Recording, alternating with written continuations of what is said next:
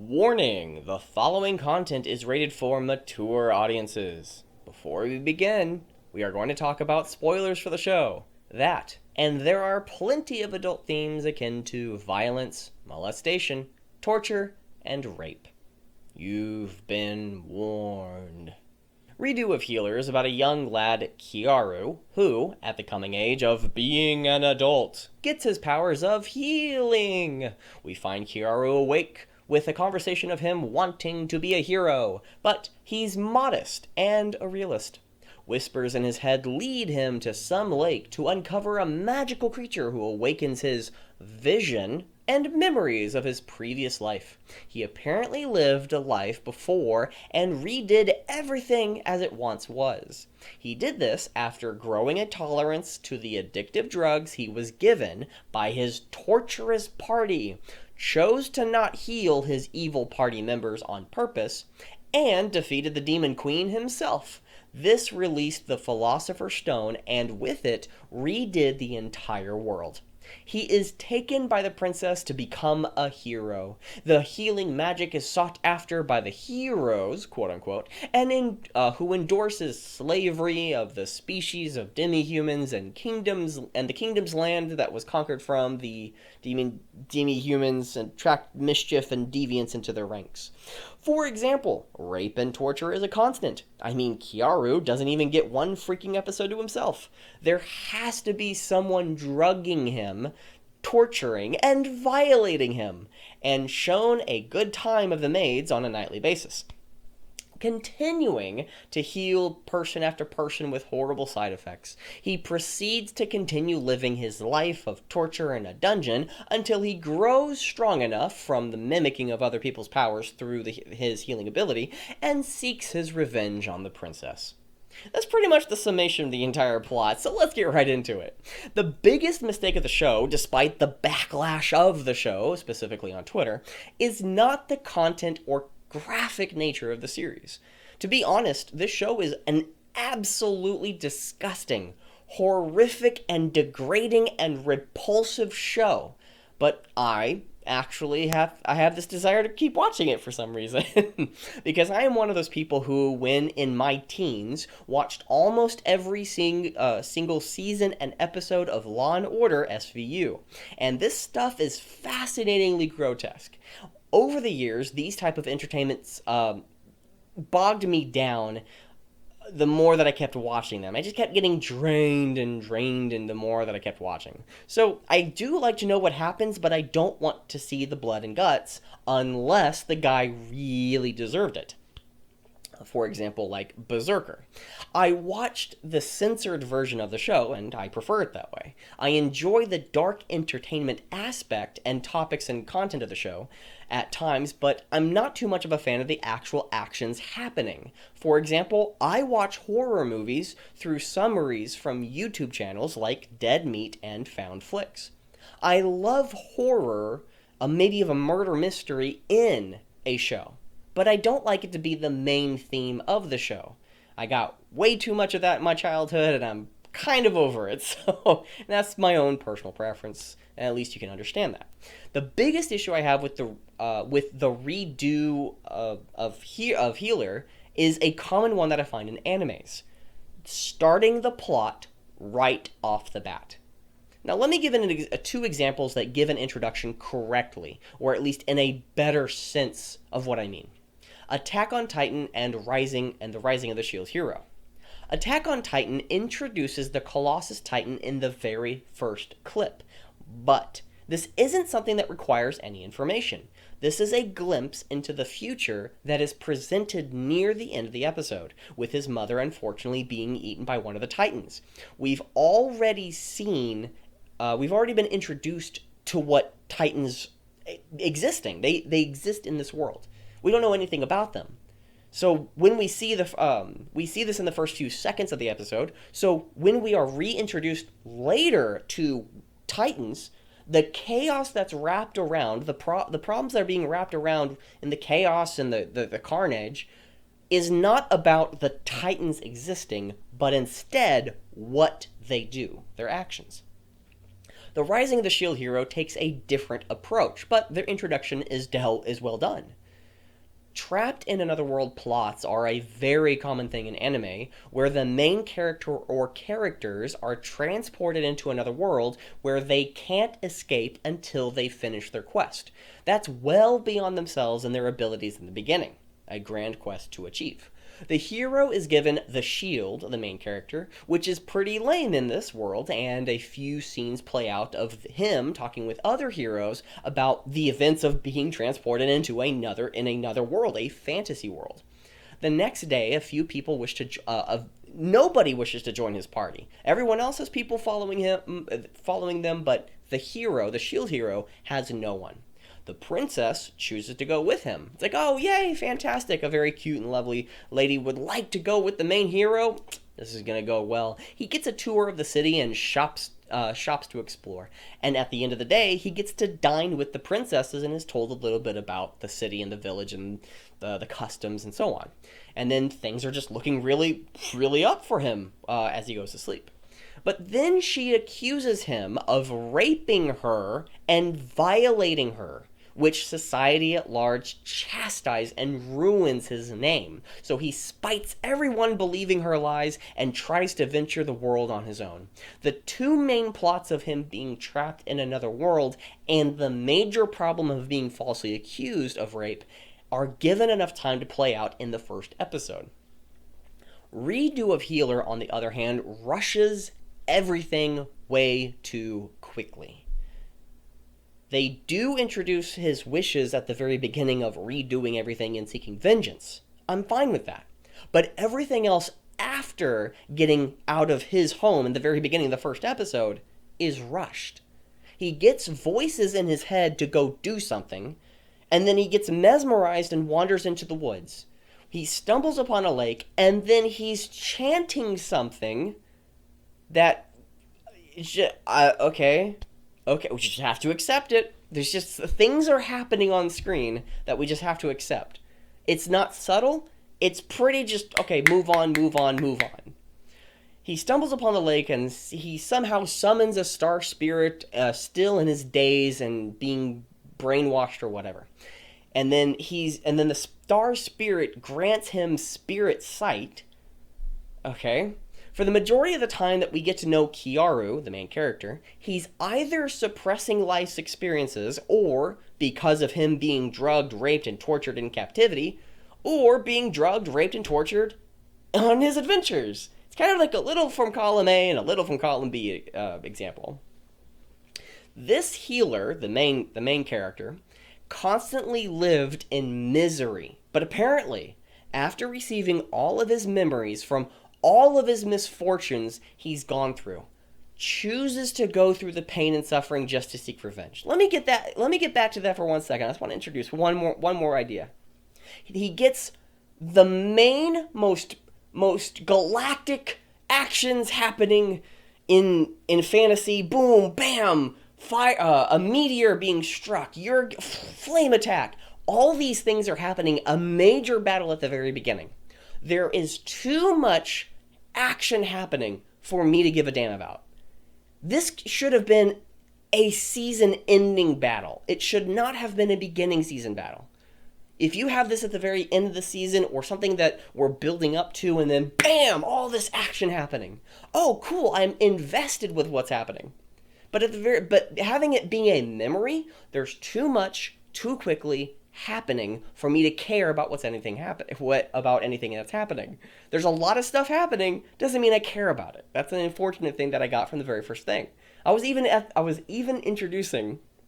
That's not even introducing.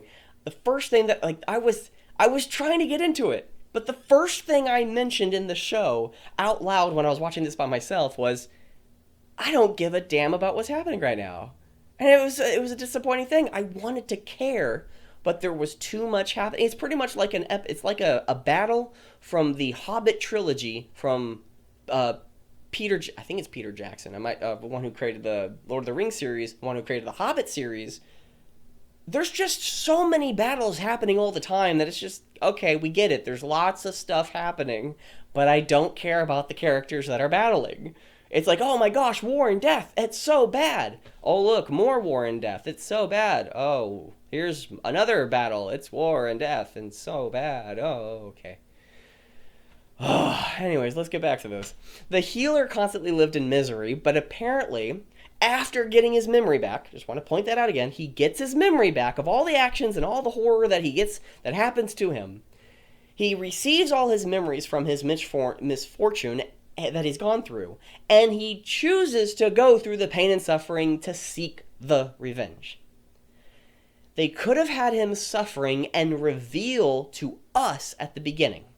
Him probably being in a dungeon cell at the very first 10-15 seconds, just like Attack on Titans. We get to see a future of what's happening to him, of the torture and horrors that are happening. And he says, under his breath with no one in the dungeon while he's chained up on the ground, saying, I will undo this world and I will seek my revenge. Oh my gosh, that sounds amazing. Oh, okay. I mean, it's horrible, but ooh, what was that about? I'm now curious. Now we're going to go seeing through his adventures, and we're going to see all the crap that has gone through him, and we'll start seeing the development of why and who and where and what, rather than just like boom, boom, boom, boom, boom, boom, boom, boom, boom, boom, boom. Okay. So they could have, So what if instead we got to see him as a hopeful character, like the shield hero thinking life is just going well for him, but selected after the introduction, after we get to see him in the dungeon as a flash forward, and then we start the new character, that we get to see him as a hopeful character, like the shield hero, thinking that life is just going well for him, being selected as a hero, and having a princess picking him up to join the heroes. He doesn't know what's going to happen. He thinks things are going to go well for him. He has this optimism that it's just like, okay, I get to be a hero, this thing that everybody was so wishing for themselves to be, and I get to go and help other people. Woohoo! He wouldn't know what awaits him, and nor do we. We get to experience what he experiences together for the first time. We get to see him unrightly treated for first few episodes. Again, theoretically, I would love to see this. This is not what happens, but I would love to see this instead. That we get to see him unrightly tortured and mistreated for the first few episodes, maybe even all the way through the first season. For him to becoming a literal meat puppet. Then we could go see him growing a tolerance of the drug and planning it and buying his time. That we start to see and start rooting for him to just be more subtle and more roguelike, so he can strike at the evil party members and those who are mistreating him, so he can strike a blow to them. That would be amazing. A small compilation of this happening day in and day and night, maybe every single episode for the first few, could unfold, and we wish for him to rise to the challenge.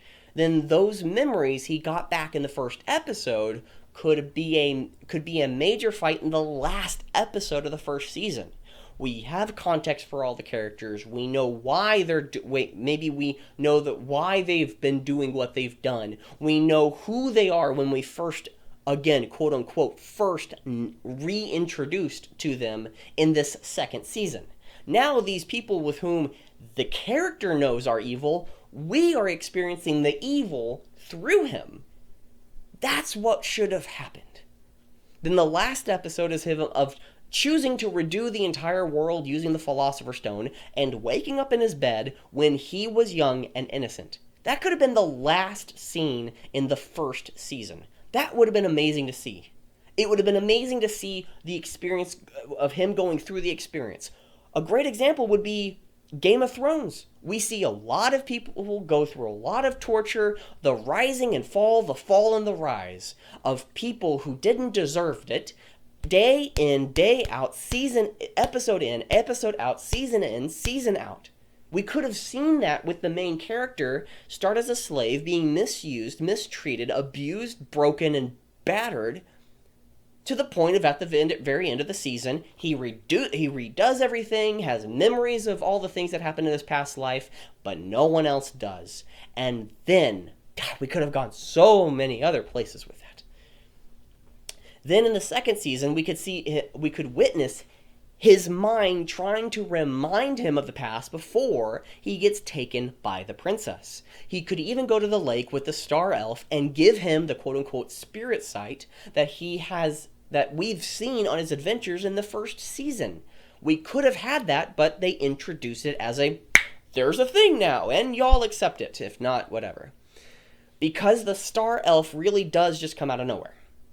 Kiaru, hopefully I'm saying his name correctly, choosing to go with the princess, knowing the horrors that are awaiting him, everything that he becomes from the events that actually happen in the anime, everything that happens to him, it's on Kiaru. The first time we watched this, or the first time that I watched this, I felt as horrible as the writers of the show may have intended for me to feel. Wow, this is horrible. Why am I watching this? And I continued watching it. But he knows what will happen to him if he goes. Then he chooses to, knowing what will happen. If anyone out there had the opportunity to live your life over, knowing of the horrors that are to come, wouldn't you change the course of actions in your life? If you knew that someone was going to be falling off of a roof at a certain time in your life, and they were permanently maimed and broken, and the family that was harmed by that, maybe you, maybe your cousin, ran out of money and couldn't feed their family for a month, which influenced certain actions. Wouldn't you change a few actions as early as possible? Wouldn't you try to get a good grade, a good test score? Wouldn't you want to invest in that early company that you know in 10, 20 years is going to just explode? Wouldn't you want to invest in a certain cryptocurrency? Wouldn't you want to do this at an earlier age, knowing the horrors that are going to happen if you take a certain course of action? Kiaru doesn't. The first time I watched this, I didn't give it a thought. Having analyzed it, it doesn't make any sense. A good story would have had him not go through it again. We could probably understand why his mind is so corrupt and he just wants to go through the entire experience, maybe giving a second guess as to whether there's a scene where that the princess is tricking him, and he's like, oh, you know what, I will never ever fall to your good graces or your smile again. Like, you shouldn't have in the first quote unquote in the first life that you had before, but just this anyways, let me get back to this. Where was I? Kiaru could have taken his time to not raise his hand when the princess arrives, or not even be present at all. This could have given him an out to plan and prepare to topple the entire corrupt kingdom, and maybe even the world, given enough time and events to happen, like a Thanos. Like, hey, you know what? I was wronged by these people, and all these people like these people, so I'm going to go kill them. When we get to see this fall, and maybe even rise. Maybe the people that he adventures with helps him change his mind in time. Crazy. I know. Storytelling. Who knew? We could have had a young Kiaru traveling the world and copying travelers' abilities outside of the corrupt kingdom, much like Shield Hero, then gaining strength and seeking his revenge bit by bit to each member he was violated by from his past. He could have even started with the princess, sneaking around and disguised as Leonard, taking his vengeance. Because of how Redo of Healer introduces the show, they miss out on a whole heck of a lot of content and episodes to give their audience time to digest events. We are to feel bad about him being misused and abused, but he had memories of his past life, knowing exactly what will happen. We know why he did it, so he could copy the powers of the people he healed so early in his life, a trick he knew in his past life that was explained. To be fair, that this is just this could just show that his detachment of life and him become abused night after night is just a drop in the bucket that he's willing to accept just to get his revenge as soon as possible in this new life. That could probably be, but they missed out on so much content. But the show still suffers from a rushed nature of telling the audience more than showing the audience. If they showed us more of his previous life rather than just mere glimpses, rather than telling of like, oh, I've witnessed this before, this is going according to plan, this is something that happened in my prior life, why not just show us the prior life? Let us go through the entire event with him. And then, when he chooses to redo the entire world, and then he goes and starts seeking his revenge, building his life anew however he sees fit, we'll have more sympathy for why he does what he does. It's not that we don't have sympathy for him at all. We have a lot of sympathy. We have much sympathy. We want him to succeed. But he's beyond crazy. And to be I've had conversations and I've listened and talked to people. Well, let's just be fair. One person who was with a sex trafficking event. I've had a conversation with them. And we didn't get deep into the conversations. But the thing is that they have a certain mindset that the majority of them, I can't even speak about the majority of them. The one that I talked about, and even there's maybe a few that I have seen and listened to other on podcasts and such to give me awareness of it. The person I talked to has nothing to do with the insanity of going through what they did. Now, I'm certain that the guy on the main character in the show has been absolutely the worst anyone has ever been treated, period. The worst. But that's not so far-fetched of what actually happens in the real world. And the people who overcome that, they have like a radically different outlook on life. And Survivor, they take pride in that. Like, they don't become insane. It's like, I've overcome this. If I have overcome that, I can overcome anything. And I really think that's what the main character should have been. The main character should have, instead of going through the insanity, but maybe becoming more and more insane, seeking out his vengeance a little bit by bit by bit by bit, maybe seeing the more horrors of this life as like, there's really nothing good in life, and the people that I surround myself with is not helping me, or maybe the good people that I am surrounding myself with, who I think are going to take the vengeance, are going to help me on my vengeance, and I'm going to help them with their vengeance. They react differently. So I question my way of how I'm reacting, which could then extend another season or two. Who knows? So with that, the redo of Healer's biggest flaw is that it rushed its plot way too quickly. Now, that's the end of the video. I actually wrote all this down. This was the most enjoyable part. Doing all the clips takes hours and hours and hours of my time. I wish I had another person that could actually do that. It's something that I'm actually looking forward to. It's something that I'm planning on. It's something that I'm trying to see what I can do, of getting somebody to actually create the clips, and because I love writing down my thoughts and like, here's what I think is fair, here's what I think is accurate, here's where I think it's flawed, here's where I think they did well at. I'm trying to analyze something that I just thoroughly enjoy or thoroughly didn't enjoy and why I didn't, like the CW Batwoman. The first episode really peeved me off because they just piss over Batman all over every single episode. But the first episode really got on my nerves. But there's other shows that did well, that like Merlin. I love Merlin. I'd love to do more. I'd love to analyze Merlin, but if I was to do it with a video, that would just take way too much time, and I want to get through as much as I can. I love the writing process. I love being able to articulate my thoughts, and I hope this was enjoyable for you. What would really help is if you could subscribe, like, and just give a comment. That would really help this channel out. It really would. I'd love to continue doing more of this. I'd love to. I'd love it. Thank you for being a part of this. I mean, I have a thought, and you were being able to watch until the end. That really.